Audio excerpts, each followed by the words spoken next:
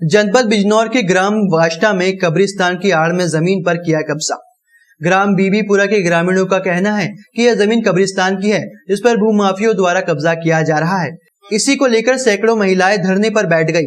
इस जमीन पर जिसके पास एक खाली जमीन पड़ी हुई थी, जिसमें गन्ना क्रेशर की खोई सुखाने के काम आती थी। कुछ समय से क्रेशर बंद था। इसी को देखते हुए कुछ लोगों ने क्रेशर की जमीन पर शवों को दफनाना शुरू कर दिया था। क्रेशर मालिक ग्रामीणों को द्वारा कब्रिस्तान की भूमि को अपनी जमीन बता रहे हैं और उनका कहना है कि इस जमीन में क्रेशर की खोई का पसार बना हुआ था। गांव वाले इन्हीं की जमीन पर धरना प्रदर्शन कर और मारपीट को उतारू हो गए। जमीन के मालिकों ने कई बार इनको समझाने की कोशिश की गई। अब अखिलेश की सरकार थी, उस समय पर कब्रिस्तान की बाउंड्री बनाने का काम जोरों शोरों से चल रहा था।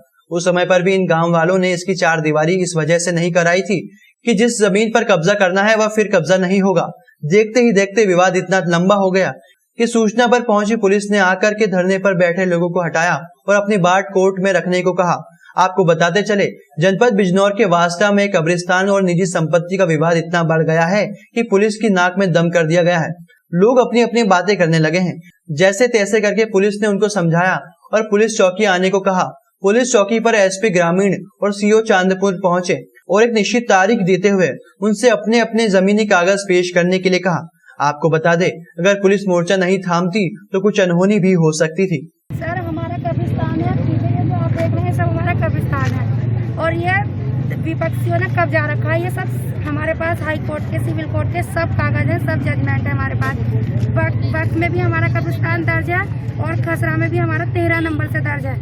बिजनौर के गैजेट में 13 नंबर खसरा में दर्ज है और दबंगई लोगों ने इस पर कब्जा कर रखा है। हमें पता नहीं कौन है, हमारी प्रशासन में कहीं कोई सुनवाई नहीं है। ये बहुत ही गंदा प्रकरण किया गया है। जिन लोगों के भी माध्यम से ये किया गया है, अगर उनके दिल में बेईमानी है, बदी है, तो वो लोग समाज में आके अपनी बात रखें कि भाई हम लोग बेईमान हैं और हम लोग खुलेआम बदनामी कर रहे हैं, बेईमानी कर रहे हैं।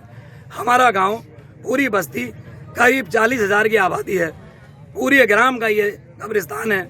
यहाँ पर कोई भी किसी वर्ग का, मुस्लिम समाज का कोई भी दफीना यहाँ पर हो सकता है और पहले से यहाँ पर दफीने होते आ रहे हैं। मेरा प्रशासन से, मीडिया के माध्यम से ये निवेदन है, मेरा ये कहना है कि इसमें मुस्लिम समुदाय की जो है वो मदद की जाए और ये जितने भी लोग इस तरह के जो अपना यहाँ पर मोटी रकम ऐंठने के लिए लगे हुए हैं और प्रशासन को उन्होंने कहाँ से अपने बीच में शामिल किया हुआ है, इसकी भी जांच माननीय मुख्यमंत्री द्वारा